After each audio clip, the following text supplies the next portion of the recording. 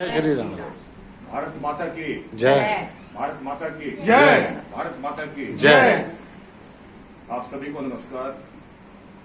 और जैसे कि आप सभी जानते हैं कि हम यहाँ पर एकत्रित हुए हैं राष्ट्रीय हिंदू वाणी संगठन का स्थापना दिवस मनाने के लिए।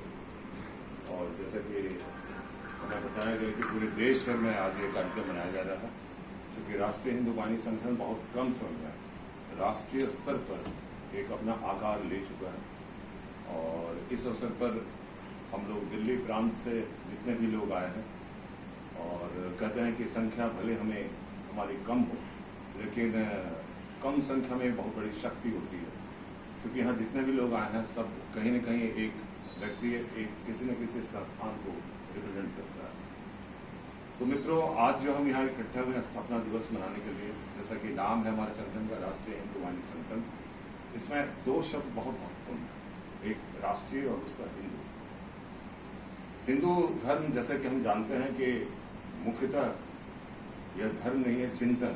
और हम सनातन दर्शन को जो है हजारों सालों से, लाखों सालों से एक प्रतिपादित करते रहे पूरी दुनिया के अंदर। और आज की तारीख में हिंदू के नाम से इस धर्म को जो हमने बचाया है, हमारे पूर्वजों ने बचाया है, खासकर राणा प्रताप और गुरु गोविंद सिंह जी महाराज और शिवाजी जैसे और असंख्य क्रांतिकारियों ने इसके लिए अपने को बलिदान दिया है।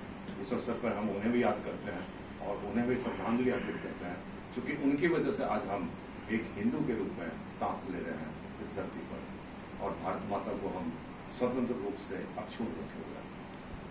तो मित्रों, मैं इसमें आपको दो तीन बातें जो है महत्वपूर्ण है वो कहना चाहूंगा कि इस तरह के संगठन का उद्देश्य क्या होता है। इस तरह के संगठन का जो मुख्य उद्देश्य है वो ये है कि जो हिंदू धर्म की भी आत्मा, सनातन की आत्मा है, वो आत्मा है मनुष्यता, प्रकृति, पर्यावरण।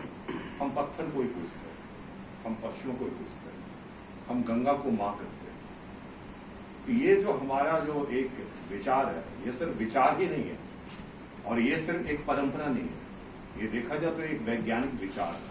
क्योंकि हम सभी पंच तत्व से मिलते हैं, चाहे सजीव हो चाहे निर्जीव हो। आप देखिएगा तो स्वयं वही तत्व है, पंच तत्व। तो हम पंच तत्व की आराधना करते हैं और उसके सामने नतमस्तक होते हैं। सृष्टिकर्ता जो है हमारे, जिसने इस ब्रह्मांड का सृजन किया, हम उसकी आराधना करते हैं। इसलिए हम प्रकृति की पूजा करते हैं, हम सूर्य की आराधना करते हैं, हम चंद्र को पूजते हैं, हम तारों को पूजते हैं, हम कण कण को, मिट्टी तक को पूजते हैं।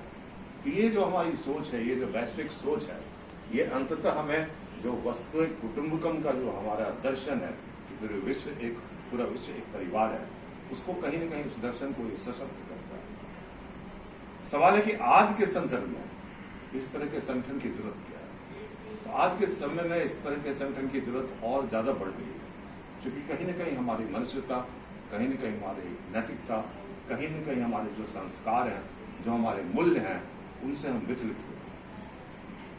हर परिवार में आप देखिएगा कोई न कोई सदस्य जो रास्ता भटक रहा है, या हमारे मोहल्ले में, या हमारे राज्य में, या हमारे प्रांत में, या देश में, या विश्व में, कहीं न कहीं जो है हम रास्ते से विचलित हो रहे हैं। तो उन लोगों को उस रास्ते में फिर से वापस लाना और अपने आप के अंदर भी जो एक हिंदू जागरण है, जो हिंदू जागृति है, जो भारतीय संस्कृति है, जो हमारा संस्कार है, जो परिवेश है, जो एक वैज्ञानिक सोच है, उसको जीवित रखना। ये दो चीजें बहुत जरूरी है। एक तो हम अपने आप को ठीक रखें और अपने साथी, अपने परिवार के सदस्य, अपने दोस्तों, अपने परिवेश को ठीक रखें। ये हमारा मूल मंत्र है। और संगठन का एक महत्व ये होता है कि संगठन में हम सांगठनिक रूप से एक टीम के रूप में, एक समूह के रूप में काम करते हैं, ताकि हमारा कोई सदस्य यदि कमजोर है या छूट जा रहा है तो हम उसको भी ये एक एहसास करें कि हम सब एक हैं और एक साथ आगे बढ़ेंगे। तो आज के संदर्भ में जैसा कि आप जानते हैं कि पूरे विश्व में मनुष्यता संकट में, मुख्य रूप से देखा जाए तो मनुष्यता संकट में। और जाहिर है कि जब मनुष्यता संकट में होती है तो जो पूरा विश्व है, विश्व की जो शांति है, विश्व का जो पर्यावरण है, विश्व की जो चिंता है, एक जो शांतिपूर्ण जीवन है, वो पूरे दुनिया का प्रभावित होता है। तो उसको बचाने के लिए इस तरह के संगठन की जरूरत होती है, क्योंकि संगठन से ही हम लोकतांत्रिक रूप से समाज को बचा सकते हैं।